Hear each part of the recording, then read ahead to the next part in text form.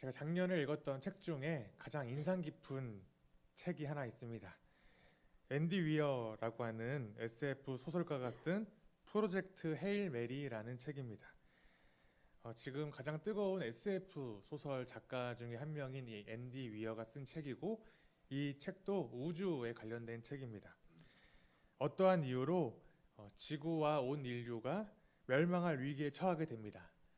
인류를 구하기 위해서 헤일 메리라는 프로젝트가 시작되었는데, 그저 평범한 과학교사가 이 주인공이 되어서 온 인류와 그리고 또 다른 인류, 두 인류를 구하게 된다라고 하는 내용의 소설입니다. 두 인류를 구원한다고 하니까 우리는 무슨 영웅이나 슈퍼 히어로가 주인공일 것 같지만, 이 소설의 주인공은 너무나 평범한 사람입니다. 혹시나 비범한 부분이 있다고 한다면 그 비범한 부분은 이 주인공이 너무나 선량하다는 겁니다.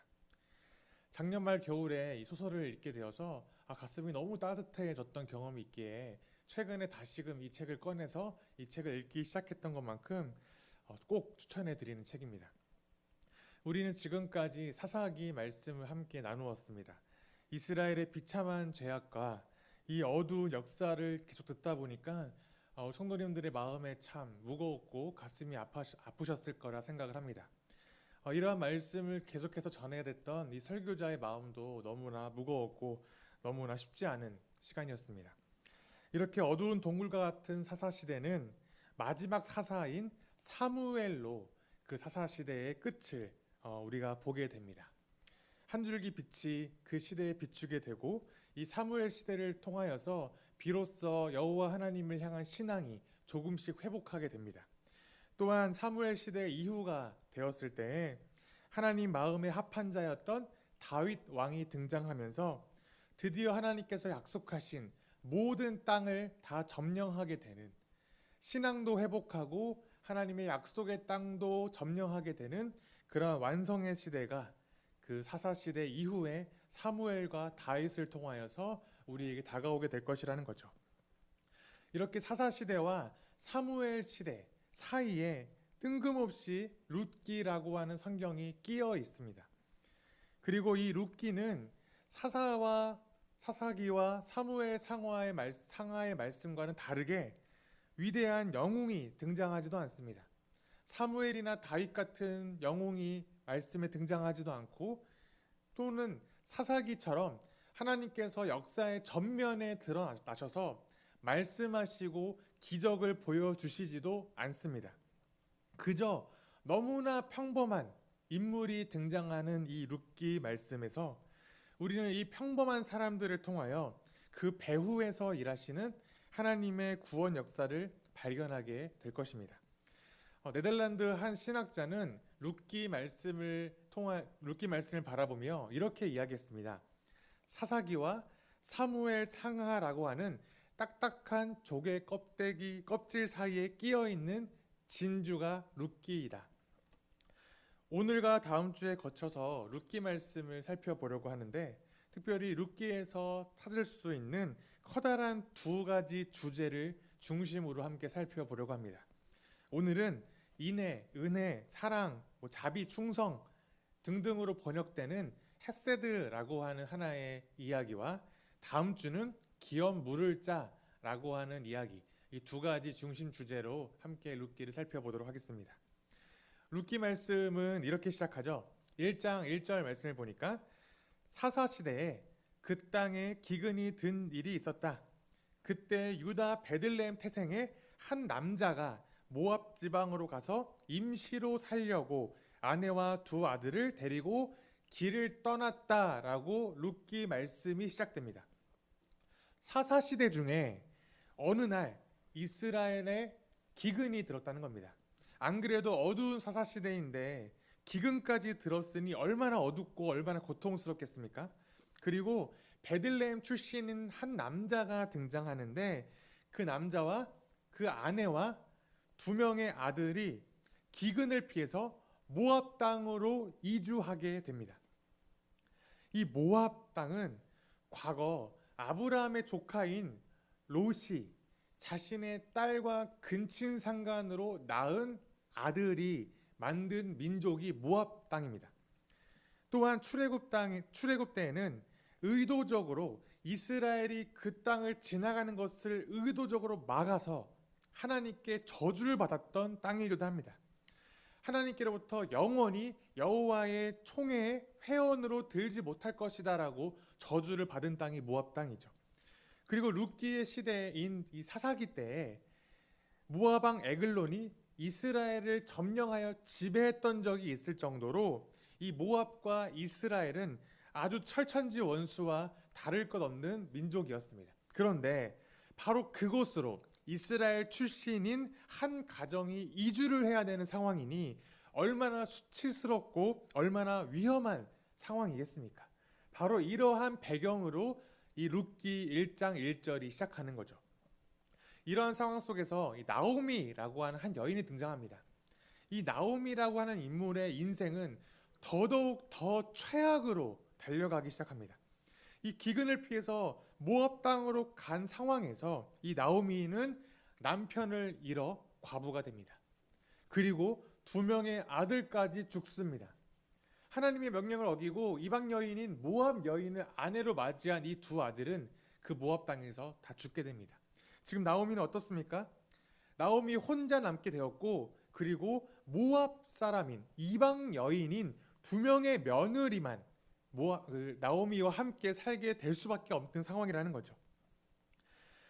지금 나오미는 과부가 되었죠. 나오미의 며느리도 과부가 되었습니다. 이 이스라엘 땅에서 과부라고 하는 이 위치는 정말 비참한 상황입니다.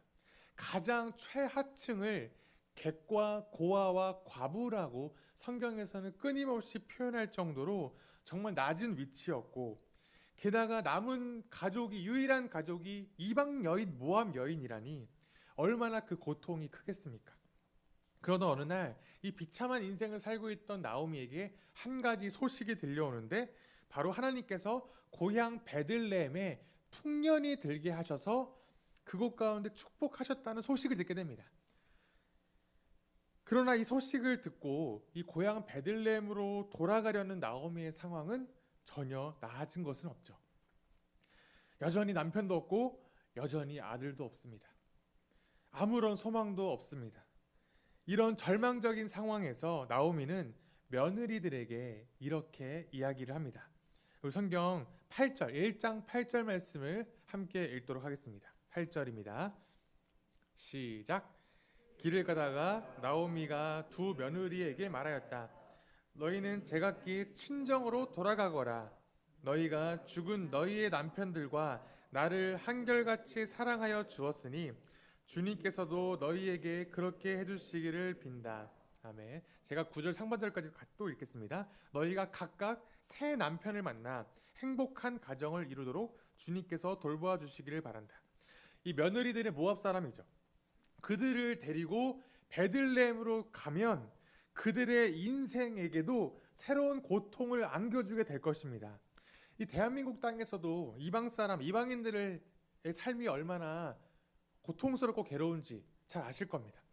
어디 가든 흘겨보는 눈초리, 손가락질, 이유 모를 분노를 쏟아내는 사람들의 감정을 받는 것이 얼마나 고통입니까? 최근에 혹시 TV에 자주 나오는 20대 초반의 콩고 출신의 한 청년, 조나단 욤비라는 청년 혹시 아시나요? 요즘 자주 등장해서 아마 한 번쯤 보셨을 것입니다. 이 유튜브에 이 청년의 영상이 올라오는 영상을 본 적이 있는데, 그 댓글을 보니 너무 가슴이 철렁했습니다. 그냥 흑인이라는 이유 때문에 이런 모욕을 당해야 되는가? 전혀 이해가 되지 않는 정도의 비난과 욕들이 댓글에 가득한 겁니다. 그냥 흑인일 뿐인데 이 청년이 우리나라 와서 뭐 특별히 한 것도 없습니다. 그저 TV에 나왔다는 이유로 이러한 분노를 받아야 되는가? 저희 집 아파트에 같은 그 라인에 흑인 한 가족이 이사를 왔습니다. 저는 워낙에 외국인들을 좋아하는 성격이라서 이 새로운 사람을 보면 가만히 있지를 못해서 말을 걸고 싶어하는 성격입니다. 말을 너무 걸고 싶어하는데 어느 날 그 같은 엘리베이터에 타게 된 겁니다. 굉장히 귀여운 아들과 또 진짜 정말 예쁜 2 딸, 그리고 부모님들이 함께 엘리베이터에 저 탔는데 이 분위기가 심상치 않은 거죠. 어떤 분위기였냐면 저를 흘깃흘깃 보는 겁니다. 왜냐하면 항상 그들에게는 같은 엘리베이터에 타거나 같은 공간에 한국 사람이 타면 그 사람의 눈초리가 항상 신경이 쓰였던 거죠. 제가 그 애기들과 눈이 마주치니까 인사를 했습니다. 안녕 하고 인사를 하니까 그 애기들은 잘 모르는 아이들은 저에게 그냥 안녕하세요라고, 정말 한국말을 정말 잘했는데 안녕하세요라고 인사를 했는데, 조금 큰 한 대학생 정도로 보이는 그 첫째 딸은 인사를 잘 못하는 겁니다. 괜시리 본인이 위축된 마음들을 저에게 보였다는 거죠. 제가 무엇인가 한 것도 아니고 제가 특별한 마음이 있었던 것도 아니지만 그저 본능적으로 느껴지는 그 위축감이 제가 느껴지니까 너무나 가슴이 아픈 겁니다. 지금 이 현대를 살아가는, 그래도 조금은 상식이 있는 이 대한민국, 그나마 깨어있다라고 말하는 대한민국에서도 이방인과 난민을 향한 이유 모를 분노들이 가득한 이 땅을 살고 있는데, 이 이스라엘 시대에는 어떻겠습니까? 이스라엘 공동체 가운데 모압 사람들의 삶은 정말 상상도 못할 것입니다. 이런 며느리들에게 차라리 각각 친정으로 돌아가라 라고 말하는 이 나오미의 마음이 어떻겠습니까? 차라리 새 남편을 만나라, 그래서 돌아가서 행복하게 살아라 라고 말하는 이 나오미의 눈물 어린 인사를 건네는 마음은 어떻겠습니까? 그런데 이 나오미의 이야기 안에서, 이 나오미의 말 안에서 오늘 정말 중요한 표현을 하나 발견하게 됩니다. 이 8절 말씀인데, 제가 이 8절 말씀을 좀 직역하여서 조금 어색하지만 성경 원어의 말을 조금 직역하여 한번 읽어보도록 하겠습니다. 너희는 어머니의 집으로 돌아가라. 너희가 죽은 자들과 함께 나에게 그렇게 한 것 같이 여호와께서도 너희에게 헤세드 해 주시기를 이라고 인사를 한 겁니다. 오늘 특별히 강조하고 싶은 이 말이, 나오미가 두 며느리에게 이야기를 할 때 하나님의 헤세드가 함께 하기를 이라고 인사한 이 말을 좀 강조하고 싶습니다. 이 개역개정 성경, 우리가 좀 더 익숙했던 개역개정 성경에서는 여호와 하나님이 선대해 주신다라고 표현된 표현이고, 오늘 말씀에서는 사랑하다라고 표현된 단어입니다. 이 헤세드라고 하는 단어는 성경 전체에서 굉장히 중요한 단어이고, 동시에 이 룻기에서도 가장 핵심이 되는 두 단어 중에 한 단어입니다. 일단 여기서 헤세드가 무엇이냐, 이 헤세드라고 하는 히브리어가 무엇이냐를 제가 설명하지는 않을 겁니다.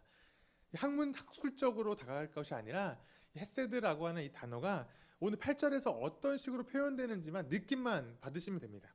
어떤 느낌이냐면, 8절 말씀과 상황을 보니까 지금 이 나오미의 며느리들이 자신의 남편을 잃었음에도 불구하고 시어머니를 사랑하여 한결같이 함께 했던 상황이죠. 지금 그들은 현재는 모압 땅에 살고 있습니다. 이 며느리들의 입장에서는 자신이 모압 사람이기 때문에 친정과 가까운 자신의 고향에서 살고 있는 거죠. 그런데 남편을 잃었습니다. 그럼 남편을 잃은 상황에서 모압 사람인데 이스라엘 사람 시어머니를 모실 필요가 있을까요? 필요가 없죠. 만약에 시어머니를 버리고 떠나더라도 누구도 그들을 비난하지 않을 겁니다. 나는 모압 땅에 있고 모압 사람이고 이스라엘 시어머니, 남편도 없고 시아버지도 없는 한 여인을 떠난다는 것이 그렇게 비난받을 일은 아니었을 것입니다. 그런데도 불구하고 이 모압 사람인, 모압 출신인 이 며느리들이 모압과 원수처럼 느껴지는 이스라엘의 시어머니를 한결같이 사랑하고 그를 도와주었고 선대했고 항상 옆에 있었다는 것, 이러한 상황을 두고 이 나오미는 너가 나에게 헤세드했다라고 표현했다는 거죠. 게다가 그뿐만이 아닙니다. 이 시어머니가 자신의 고향인 베들레헴으로 돌아간다고 했을 때 이 며느리들은 시어머니를 따라 나서기로 한 겁니다.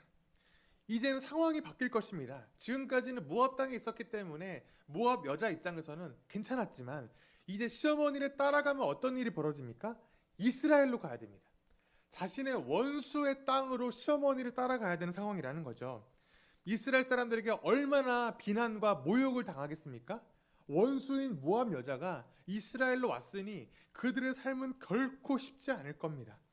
그런데도 불구하고 그 모압 여인들이 시어머니를 따라가겠다는 거죠. 이러한 며느리를 보고 나오미가 어떻게 이야기합니까? 너희가 지금까지 나에게 그렇게 해줬던 것처럼 여호와 하나님께서 너희들에게도 헤세드 해주실 것이다. 그러니 이제는 그만 나를 따라오라. 너희 집으로 돌아가서 새로운 남편 만나고 행복하게 살아라. 나오미가 얼마나 고통스러운 마음으로 이런 이야기를 했을까요? 얼마나 외로울까요? 나오미 입장에서는. 그럼에도 불구하고 지금까지 자기를 사랑했던 며느리를 향한 그 마음으로 그렇게 말한 것이죠. 이 말을 들은 며느리들은 어떻게 했겠습니까? 네 어머니 하고 떠났겠습니까? 아닙니다. 울면서 이렇게 이야기합니다.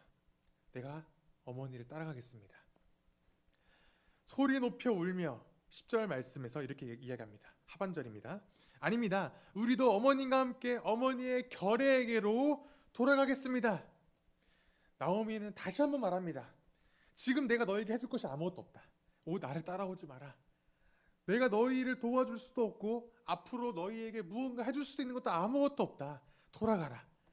그때 이 며느리 중에 한 명인 오르바는 이 시어머니와 입을 맞추고 작별 인사를 하고 자기의 친정으로 돌아갑니다. 그런데 또 한 명 남은 며느리인 룻이 여전히 나오미에게 더 달라붙습니다. 나오미가 다시금 룻에게 이야기합니다. 15절 말씀 15절입니다. 그러자 나오미가 다시 타일렀다. 보아라, 내 동서는 저의 결례와 신에게로 돌아갔다. 너도 내 동서의 뒤를 따라 돌아가거라. 그런데 룻이 16절에서 이렇게 대답을 합니다. 룻의 대답을 다시 한번 함께 읽어보도록 하겠습니다. 16절 말씀입니다. 시작.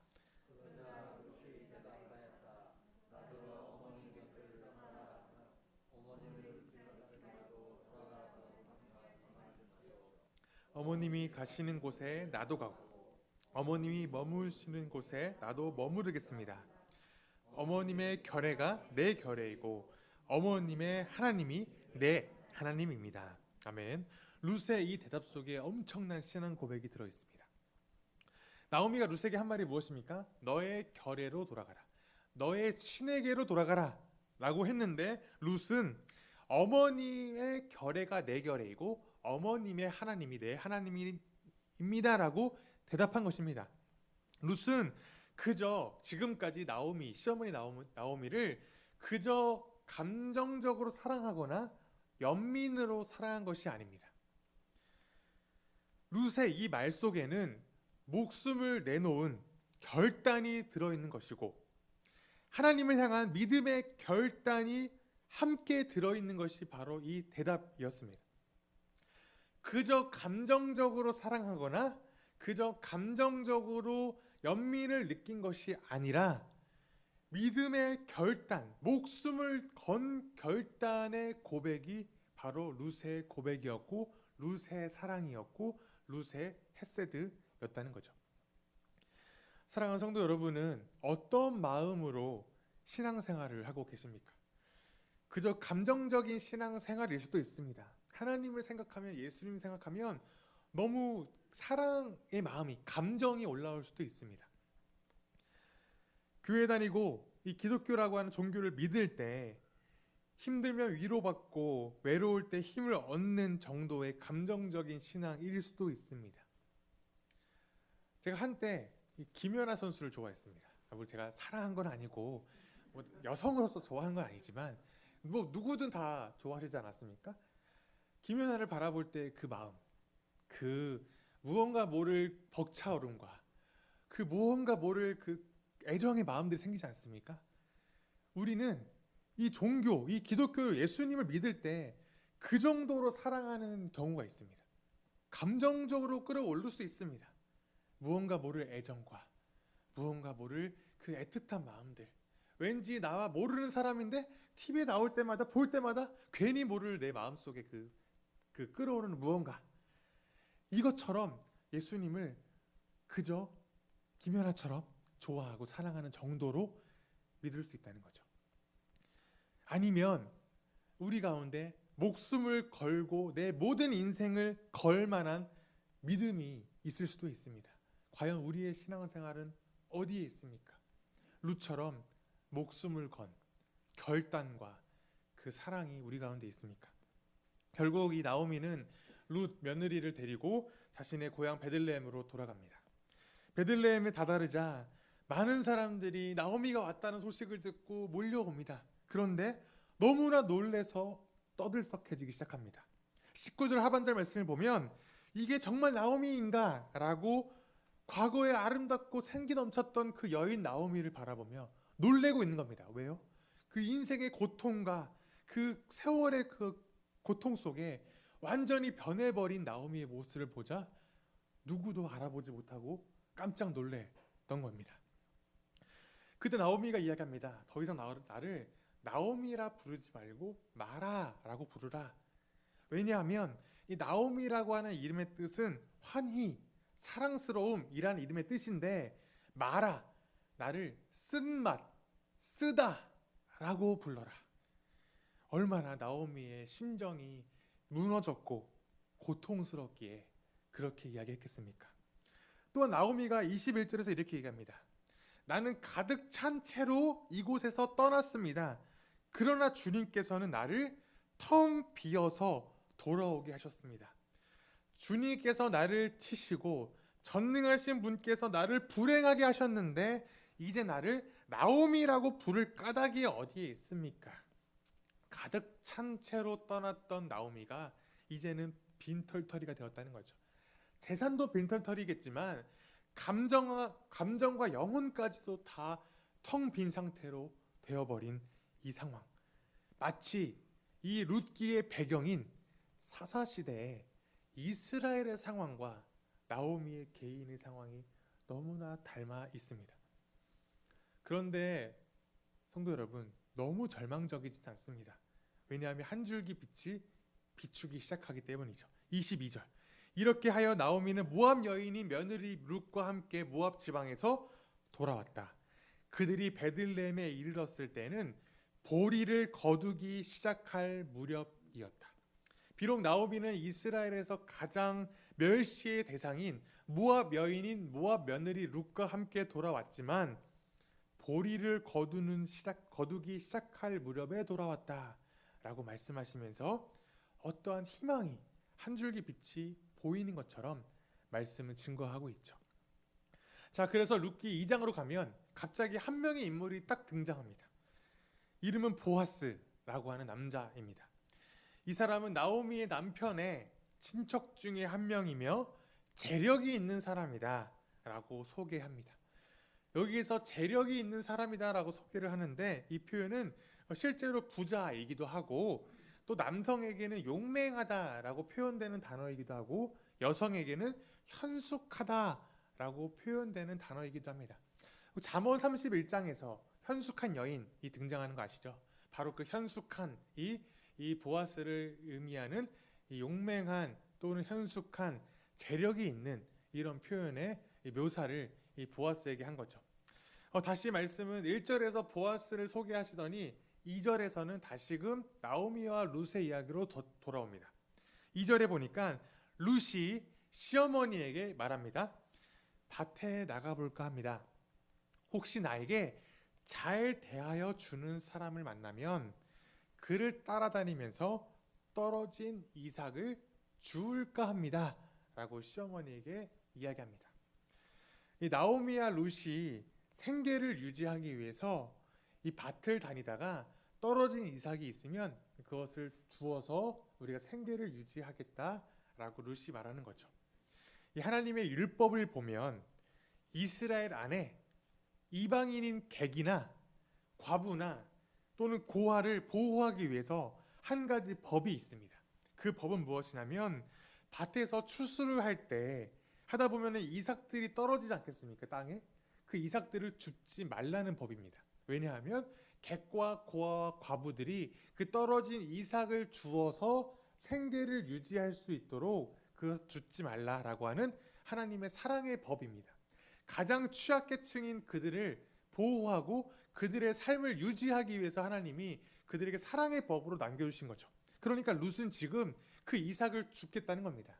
그 하나님의 율법 안에서 그 이삭을 주어서 그것으로 먹자라고 하는 거죠. 그런데 2절 말씀을 보면 룻을 표현할 때 모압 여인 룻이라고 굳이 강조도 하죠. 다 알고 있는데 불구하고 끊임없이 룻에게 모압 여인이라고 강조하는 이유가 무엇이겠습니까? 지금 이스라엘에서 모압 출신인 여인이 홀로 밭에 나간다? 얼마나 위험한 상황인지를 강조하는 겁니다. 여러분 사사기의 내용 아시죠? 지금 사사기는 얼마나 이 무법이 판치는 시절이었습니까? 사람들이 각자 욕망대로 살고 있는, 자기 마음대로 살고 있는 시대 아닙니까? 사사기 마지막 장 기억하시죠? 지난주에 말씀 기억하실 겁니다. 게다가 이스라엘 여인도 그렇게 고통당하는데 이방 여인, 그냥 이방이 아니라 원수인 모압 여인이 혼자서 생계를 유지하기 위해 밭으로 나간다? 얼마나 지금 위험한 상황이겠습니까? 그런데도 성실하게 자기의 일을 감당하고 있는 이 룻의 모습을 강조하고 있는 거죠. 룻이 이삭을 죽기 위해 밭으로 나갑니다. 그런데 마침 룻이 도착한 이 밭은 1절에서 설명하였던 그 나오미의 남편의 친족이면서 재력가였던 보아스의 밭에 들리게 됩니다. 무언가 심상치 않은 일들이 벌어지기 시작하는 거죠. 1절에서 뜬금없이 한 남자의 이름을 말씀해 주더니 이제는 그 룻이 정말 그 남자의 밭으로 가게 되었다는 겁니다. 이러한 상황을 성경은 어떻게 표현하냐면 3절 말씀을 보니까 우연하게도 그렇게 하였다라고 표현합니다. 우리는 일상을 살면서 이 우연이라는 말을 자주 사용하시죠. 우연하게도 라고 말을 많이 하죠. 우연이라는 게 무엇이죠? 예상하지 못한 일 또는 인과관계가 없는데 갑자기 일어난 일, 우리는 우연이다 라고 표현하죠. 예를 들어 제가 교회에 오다가 뜬금없이 고등학교 동창을 만난다. 야, 우연히 걔를 만난 거다. 이렇게 이야기를 하겠죠. 그런데 정말 우리의 인생이 우연으로 일어난 일들 속에 살고 있다면, 우리가 우연으로 지배받는 삶을 살면 우린 정말 불행한 인생을 살고 있는 것과 다름이 없을 겁니다. 왜냐하면 이 우연이 연속된다는 것은, 우연을 믿는다는 것은 이리저리 떠밀리는 조각배와 같기 때문이죠. 아무것도 보이지 않는 컴컴한 밤에 폭풍우가 몰아치는 그 바다 한가운데 아무런 관계도 없고 아무런 나를 돌보는 사람도 없는 상황에서 이리저리 떠밀려 다니는 조각배와 같은 삶이 우연의 삶 아니겠습니까? 그러나 우리는 우연을 믿는 삶이 아니죠. 우리의 삶이 우연이 있습니까? 우리는 우연이 없다라고 믿는 사람들 아닙니까? 왜냐하면 선하시고 전능하신 하나님께서 우리의 인생을 다 돌보시기 때문입니다. 선한 뜻으로 우리를 인도하시는 분이 하나님이시기 때문에 우연은 없습니다. 그런데 오늘 본문에서 성경 말씀 3절을 보니까 우연히 룻이 보아스의 밭에 들어갔다라고 말씀하는데 이상하지 않습니까? 우리는 우연을 믿는 게 아닌데, 우연은 없는데 왜 성경에서는 우연이라고 표현했을까요? 이것은 성경의 저자가 룻의 입장에서 정말 뜬금없이 우연처럼, 룻의 상황에서는, 룻의 입장에서 우연처럼 느껴지게 보아스의 밭으로 들어가게 되었다는 것을 강조하는 표현이죠. 이 우연처럼 보이는, 우리의 생각으로는 우연 같은 상황 속에 하나님이 뒤에서 일하시기 시작했다는 겁니다. 인간의 눈으로는 우연처럼 보이는 삶이 너무 많습니다. 그런데 하나님은 그것이 우연이 아니라 하나님의 이끄심이 그 속에 있다는 거죠.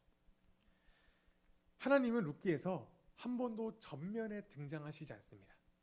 하나님이 직접 말씀하시지 않습니다. 하나님이 기적을 보여주시지 않습니다. 그런데 그 하나님이 배후에서, 보이시지 않는 곳에서 평범한 일상을 살아가는 평범한 한 여인의 인생을 통하여서 그 배후에서 일하시기 시작하는 거죠. 마치 우연처럼. 어떻게 일이 진행되는지 볼까요? 룻이 보아스의 밭에서 이삭을 줍고 있는데 보아스가 자기 밭에 들립니다. 그때 룻을 보게 됩니다. 보아스가 이 감독하는 한 사람에게 이야기합니다. 5절 하반절 보니까 저 젊은 여인은 네 집 안악인가? 라고 물어보죠. 보아스 입장에서는 궁금하죠. 처음 보는데 이방 나라 모압 여인이 지금 자기 밭에서 이삭을 줍고 있으니 궁금하지 않겠습니까? 그때 감독하는 사람이 보아스에게 이 여인을 설명해 주는데 어떻게 설명하냐면 이 젊은 여인은 모압에서 온 사람인데 추수를 하다가 이삭이 떨어지면 그 이삭을 좀 줍도록 허락해 달라고 말했다는 겁니다. 그리고 이 안악이 아침부터 정말 열심히 일하는데 아주 잠깐만 쉬고 하루 종일 서서 이삭을 줍고 있더라 라고 설명을 해줍니다. 여기에서 룻의 성품이 드러나죠. 아까 설명드렸지만 객과 고아와 가부는 한 밭에서 이삭을 줍는 것은 허락받을 일이 아니죠. 하나님의 명령이고 율법이기 때문에 허락받을 필요가 없습니다. 그저 떨어진 이삭을 아무 때나 주우면 그만입니다. 그런데 룻은 어떻게 합니까? 정중하게 허락을 구합니다. 이 이삭을 주어도 되겠습니까? 그리고 아침부터 저녁까지 끊임없이 쉬지 않고 잠깐만 쉬고 하루 종일 일하고 있다는 겁니다. 이 시어머니를 향한 룻의 성품을 보셨듯이 이 일상생활에서도 룻의 성품이 얼마나 선한가, 얼마나 고운가를 잘 보여주는 말이죠. 그때 보아스가 이야기를 합니다. 룻에게 이야기하기를 이제부터 다른 밭으로 가지 마라. 내 밭에서 여기에서 이삭을 주우라. 다른 곳으로 가면 위험할 수 있기 때문에 모압 여인이기 때문에 위험할 수 있으니 여기서만 이삭을 줍되 내 사람들이 너를 보호하게 해주겠다. 또한 목이 마르면 얼마든지 물을 마셔라. 그리고 다른 사람들에게 이 여자를 내쫓지 마십시오. 또 가끔씩 추수를 할 때 일부러 이삭들을 흘려서 이 여인이 많이 주워갈 수 있도록 그렇게 도와달라고 이야기를 합니다. 또 룻에게는 함께 식사하도록 식사의 자리까지도 마련해 줍니다. 룻이 너무나 큰 은혜를 받은 거죠. 자신을 잘 알지도 못하고 자기도 알지 못하는 이 보아스라는 남성을 통하여 큰 은혜를 받은 겁니다. 지금까지 룻은 얼마나 고통 속에 살았습니까? 그럼에도 불구하고 항상 다른 사람에게 선대하였고 친절하였고 사랑하였던 이 룻의 인생 속에 살 길이 열린 거죠. 룻이 신이 나서 어머니에게 돌아옵니다. 하루 동안 22리터나 이삭을 주워온 겁니다. 엄청난 이삭을 주워와서 어머니에게 자랑을 합니다. 어머니, 이런 일이 있었습니다. 했더니 2장 20절에서 어머니가 룻에게 이렇게 이야기를 합니다. 다시 한번 읽어보겠습니다. 2장 20절. 어머니가 룻에게 한 이야기입니다. 시작. 나오미가 며느리에게 말하였다. 그는 틀림없이 주님께 복받을 사람이다.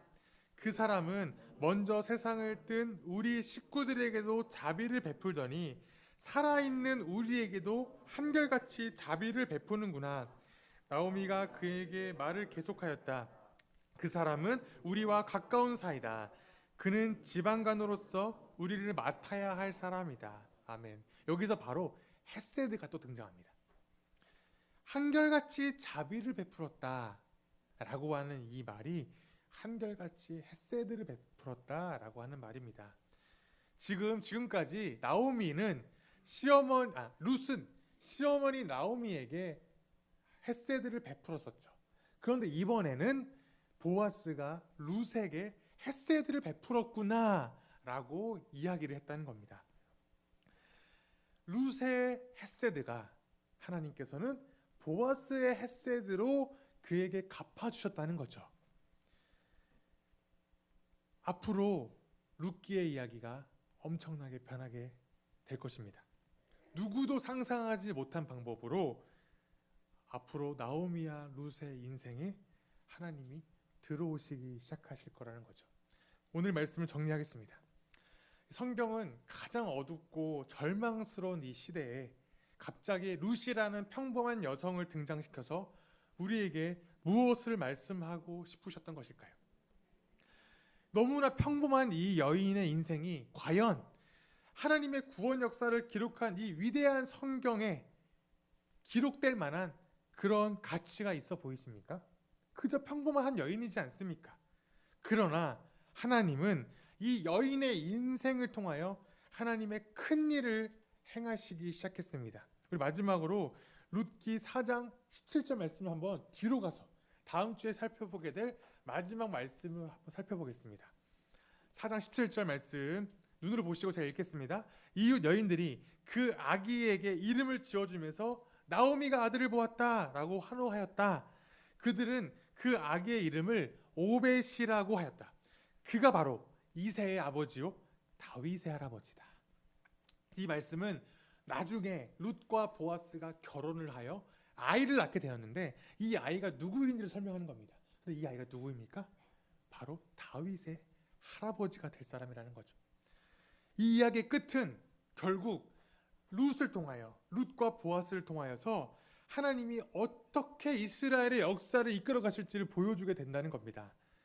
하나님의 마음에 합했던 그 이스라엘의 왕 다윗이 바로 이 룻과 보아스를 통하여서 태어나게 될 것이라는 거죠. 지금 이 이스라엘의 상황, 왕이 없어서 각기 자기의 뜻대로 마음대로 욕망대로 행동했던 이스라엘 가운데 이 사사시대, 암울한 사사시대를 끝내게 될 그 왕 다윗을 이 룻을 통하여서 보내주시겠다는 거죠. 이스라엘은 하나님을 포기했습니다. 그런데 하나님은 이스라엘을 포기하지 않으셨다는 거죠. 하나님은 다윗을 통하여 다시금 이스라엘을 회복시키실 것인데 바로 그 다윗을 이 평범한 룻을 통하여 이 땅에 보내주신다는 거죠. 하나님은 이 구원 역사를 룻을 통하여 행하시기 시작했습니다. 하나님께서는 너무 평범했지만 이웃에게 헤세드를 베풀었던 이 선량했던 룻에게 우연처럼 헤세드를 베푸는 보아스를 만나게 하시고 절망에 빠진 룻의 가정 가운데 보아스를 통하여 그녀를 구원하셨습니다. 그리고 하나님은 이스라엘 전체를 그를 통하여 구원하시기로 하신 거죠. 출애굽기 34장 6절 말씀을 보면 죄악으로 가득한 이스라엘이 하나님을 떠나려고 했을 때 하나님이 이스라엘을 붙잡아 주시는 말씀이 이 출애굽기 34장 6절에 등장합니다. 출애굽기 34장 6절 제가 읽겠습니다. 주님께서 모세의 앞으로 지나가시면서 선포하셨다. 나 주는 자비롭고 은혜로우며 노하기를 더디하고 한결같은 사랑과 진실이 풍성한 하나님이다. 이스라엘은 끊임없이 하나님을 배반했지만 하나님은 그 자신의 뜻에 미치지 못했던 이스라엘을, 이 연약한 이스라엘을 선택하셨습니다. 왜냐하면 하나님께서는 자비롭고 은혜로우며 노하기를 더디하고 한결같은 사랑과 진실이 풍성하신 분이시기 때문에 이스라엘을 포기하지 않으시고 그를 붙잡아 주셨다는 거죠. 하나님은 자신의 성품 때문에 자기 백성들을 놓지 않으셨다는 겁니다. 그런데 이 말씀에서 한결같은 사랑이 바로 헤세드입니다. 헤세드의 하나님께서 이스라엘을 헤세드 하셨기 때문에 그를 붙잡고 구원하셨고 포기하지 않으셨다는 거죠. 하나님을 떠날지라도 용서하셨고 포기하지 않으시는 한결같은 사랑, 바로 이것이 하나님의 성품, 헤세드의 성품이었다는 겁니다. 그저 우리가 생각하는 사랑이 아니라는 거죠.